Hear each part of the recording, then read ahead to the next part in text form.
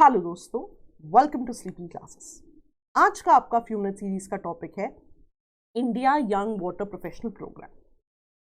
Now before I start with the programme, एक basic चीज समझते हैं।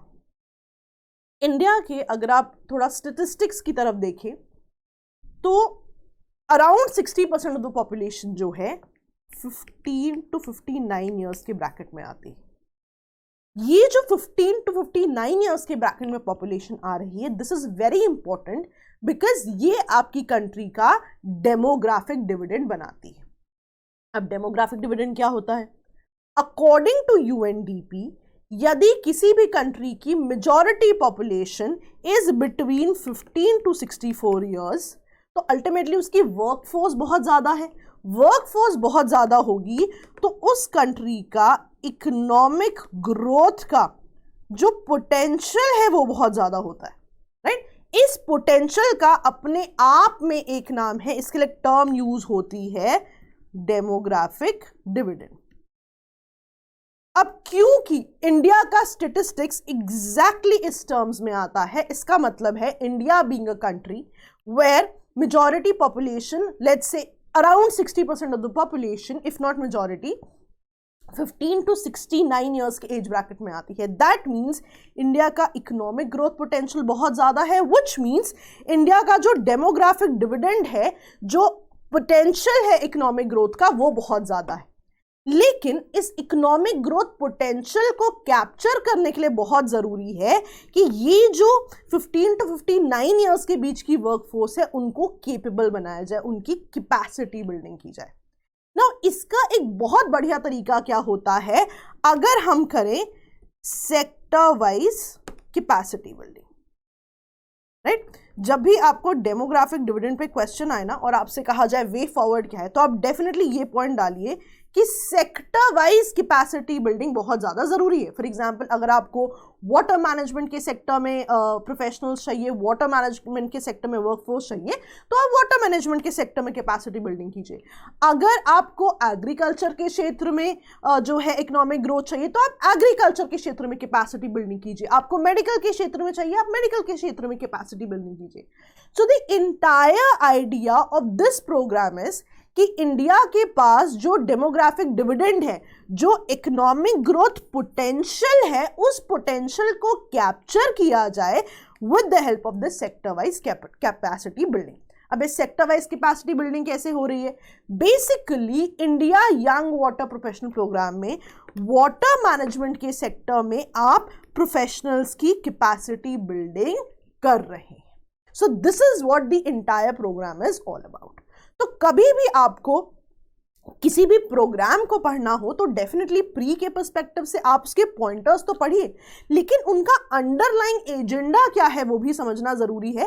बिकॉज जब आपको इस तरह के एसेज आते हैं, आपको क्वेश्चंस में एग्जांपल्स देने पड़ते हैं, तब इन चीजों की बात आती है। तो इसीलिए इस पूरे प्रोग्राम को पढ़ाने से पहले मैंने आपको बेसिक समझाया कि why we are investing on to professionals and why specifically on to water professionals. Why not कि मैं लेट्स से पॉवर्टी के टर्म्स में प्रोफेशनल्स को जो है कैपेसिटी बिल्डिंग करूं, दैट इज ऑल्सो पॉसिबल। लेकिन जब हम सेक्टर वाइज कैपेसिटी बिल्डिंग की बात करते हैं और जब हम वाटर मैनेजमेंट के सेक्टर की बात करेंगे, वहां पे प्रोफेशनल्स की कैपेसिटी बिल्डिंग के लिए India young water professional programme जो है लाया गया है। ठीक है जी, बेसिक समझ में आया? और थोड़ा बेसिक से समझते हैं। अब हम इस पे जाते हैं कि इनके बेसिक फीचर्स क्या है, राइट? तो बेसिकली दो एजेंडा है इसके, या नीड फॉर द प्रोग्राम क्यों है। सबसे पहला इशू है इंडिया में वाटर चैलेंजेस बहुत ज्यादा है।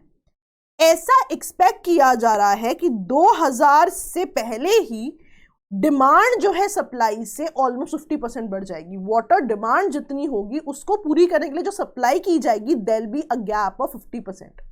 और दूसरा इशू जो इंडिया में फेस किया जा रहा है कि इंडिया की पॉपुलेशन जो है बहुत ज्यादा डेमोग्राफिक डिविडेंड के रेंज में आती है।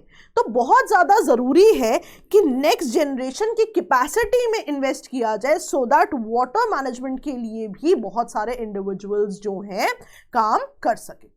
तो ये दो बहुत इंपॉर्टेंट पैराडाइम्स माने गए हैं कि क्यों इंडिया को इस तरह के प्रोग्राम की जरूरत है। अब अगर मैं आपको ये डायरेक्टली बताती तो शायद आपको याद हो जाता, बट इंप्लीमेंट इम्प्लीमेंटेशन या एप्लीकेशन में प्रॉब्लम आ सकती है. That is why I dealt with the definition of demographic dividend first and then I came on to this. अब आपको ये चीज डेफिनेटली नहीं भूलेगी and you will be able to code these things in your exams. ठीक है जी, चलिए अगले पॉइंट में आते हैं. अब एम और ऑब्जेक्टिव क्या है, बहुत सिंपल, आपको पता ही है.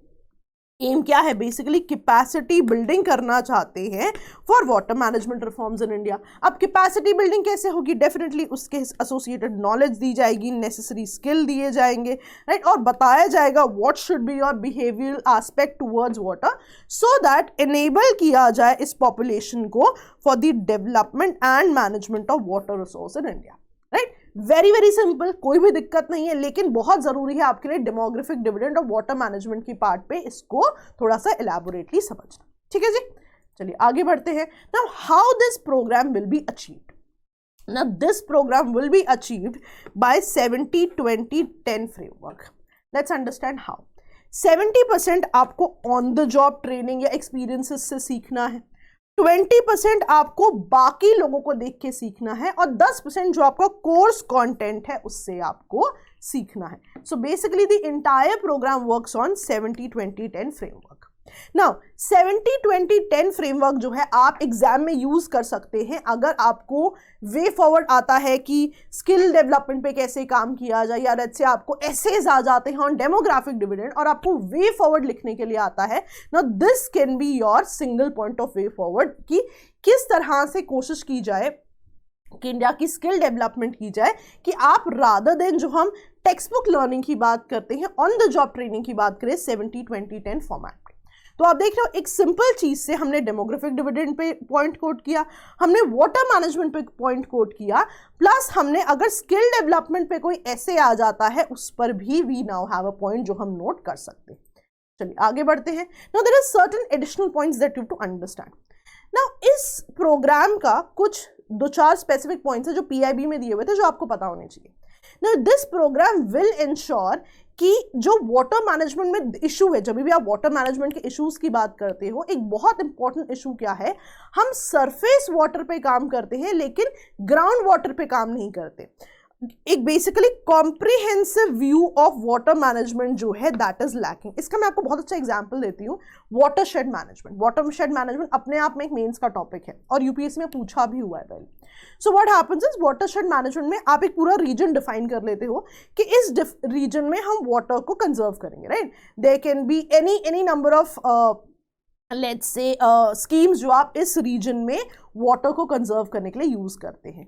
लेकिन यहाँ पे होता क्या है, जो कि वाटरशेड मैनेजमेंट का एक चैलेंज बताया गया है, या इन जनरल वाटर मैनेजमेंट का भी इंडिया में चैलेंज बताया गया है, कि हम सरफेस वाटर को तो बहुत ज़्यादा कंजर्व करने की कोशिश करते हैं, लेकिन हमारे बहुत सारे जो इनिशिएटिव्स हैं वो ग्राउंड वाटर पे भी जाने चाहिए, ग्राउंड वाटर पे जाते ही नहीं है. ये एक बहुत बड़ा रीजन माना गया है. जब हम पंजाब हरियाणा जैसे रीजन्स की बात करते हैं तो हम ये बात करते हैं, ऑल्दो वहाँ पे ग्रीन रेवोल्यूशन आई, बहुत ज़्यादा जो है एग्रीकल्चर ने वृद्धि की, लेकिन इसका एक बहुत इंपॉर्टेंट कॉन्सिक्वेंस देखा गया कि वहां पे ऐसी क्रॉप्स उगाई जाने लगी जो बहुत ही ज्यादा वाटर इंटेंसिव क्रॉप्स थी.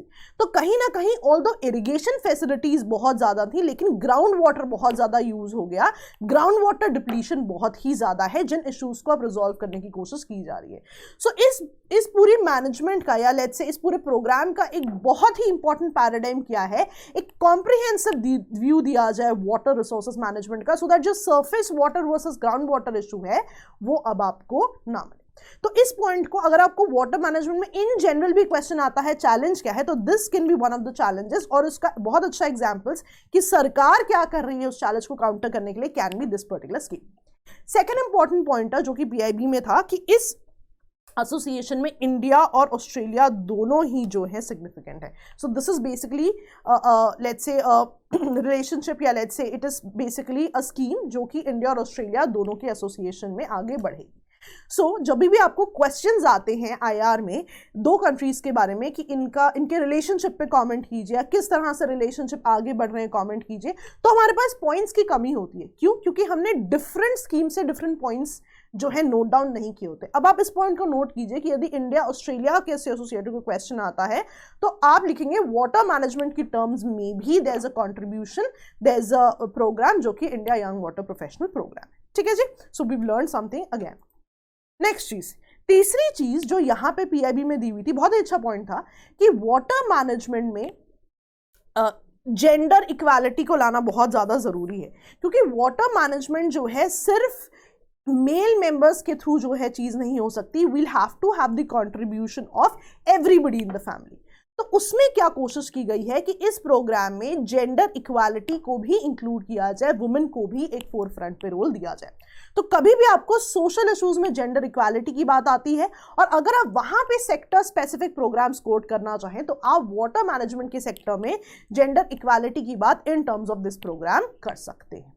ठीक है जी। बट अभी ये जो पूरा प्रोग्राम है इनिशियल बेसिस पे है, पायलट बेसिस पे है, डिपेंडिंग अपॉन कि इस प्रोग्राम की इनिशियल सक्सेस क्या होगी, एक और फेज प्लान किया जाएगा इनका 2022 में, लेकिन अभी this is entirely in the pilot phase. ठीक है जी। चलिए, अब ये तो आपने समझ लिया कि it's an association between India Australia, gender equality की बात कर ली हमने, ground water versus surface water की बात कर ली, डेमोग्राफिक डिविडेंड की बात कर ली। लेकिन एक जो बहुत इंपॉर्टेंट चीज है यूपीएससी में, हर प्रोग्राम का बैकग्राउंड समझना जरूरी है कि ये जो पूरा प्रोग्राम है इसका बेसिक प्रोग्राम कौन सा है, किस प्रोग्राम के अंतर्गत इसको लॉन्च किया गया है, that is very important. And the basic programme is national hydrology project. तो जो नेशनल हाइड्रोलॉजी प्रोजेक्ट है बेसिकली ये काम करता है इन terms of water resources, right. This talks about कि वाटर रिसोर्सेज की एक्सटेंट, उनकी क्वालिटी, उनकी एक्सेसिबिलिटी, उनसे एसोसिएटेड डिसीजन मेकिंग, हर एक चीज को केटर करता है नेशनल हाइड्रोलॉजी प्रोजेक्ट। अब नेशनल हाइड्रोलॉजी प्रोजेक्ट का एक बहुत इंपॉर्टेंट पार्ट क्या है कि वाटर रिसोर्सेज प्रोफेशनल्स को उन्हें ट्रेन करना है। Now in water resources professionals को ट्रेन करने के लिए जो प्रोग्राम चलाया गया है, दैट इज जो प्रोग्राम हम अभी पढ़ रहे हैं। तो ये भी एक चीज बहुत इंपॉर्टेंट है कि आप बैकग्राउंड को समझें। प्री में आपका डायरेक्ट क्वेश्चन आ सकता है कि इंडिया यंग वाटर प्रोग्राम जो है आपका, young water professional development programme, ये किसके अंतर्गत लॉन्च किया गया है, किस स्कीम के अंडर लॉन्च किया गया है? तो आपका आंसर क्या होना चाहिए? National hydrology project. तो अब ये पूरा टॉपिक आपका जो है कंप्लीट होगा जब आप इसके सारे के सारे पॉइंट्स को कवर कर लोगे। नेक्स्ट, नेशनल हाइड्रोलॉजी प्रोजेक्ट जो है 2016 में आया था। अगेन अनदर फैक्चुअल डेटा आपको याद रखना है। ये बेसिक पर्पस क्या है इसका? ये 100% ग्रांट्स देता है उन एजेंसीज को जो कि वाटर मैनेजमेंट पे काम करना चाहते हैं। लेकिन ध्यान देना, it's a central sector scheme. No, दो तरह की स्कीम्स होती हैं, एक होती है सेंट्रल सेक्टर स्कीम, एक होती है centrally sponsored scheme. Central sector scheme का मतलब क्या होता है? इस स्कीम का कार्यभार पूरा सेंट्रल गवर्नमेंट संभालेगी, सारी की सारी फंडिंग कहां से आएगी? सेंट्रल गवर्नमेंट से आएगी। जब आप सेंट्रली स्पॉन्सर्ड स्कीम्स की बात करते हो, वो ऐसी स्कीम्स होती हैं जहां पे जो फंडिंग होती है वो डिवाइड होती है between the centre and the state, यानी कि जो फंडिंग दे रहा है वो 60-40 कुछ इस तरह के रेशियो से आगे जाती है। लेकिन सेंट्रल सेक्टर में क्या है? 100% फंडिंग कहां से आएगी? सेंट्रल गवर्नमेंट से आएगी। एक और तरह का क्वेश्चन क्या हो सकता है? कौन सी मिनिस्ट्री से एसोसिएटेड है? मिनिस्ट्री ऑफ जल शक्ति। Now this is very easy because hydrology की बात कर रहा है, वाटर मैनेजमेंट की बात कर रहा है, तो definitely the ministry would be ministry of जल शक्ति। नेक्स्ट इंपॉर्टेंट थिंग बीइंग, कौन इस पूरे प्रोजेक्ट को सपोर्ट कर रहा है? World Bank. जब आपको क्वेश्चन आते हैं कि इंडिया की association with these financial institutions के बारे में, तो हमें पॉइंट्स नहीं मिलते ना। These are the points that you have to code कि वर्ल्ड बैंक जो है इंडिया की सेक्टर स्पेसिफिक यानी कि वाटर मैनेजमेंट में मदद कर रहा है, एंड नेशनल हाइड्रोलॉजी प्रोजेक्ट उसका बहुत अच्छा एग्जाम्पल है। ठीक है जी।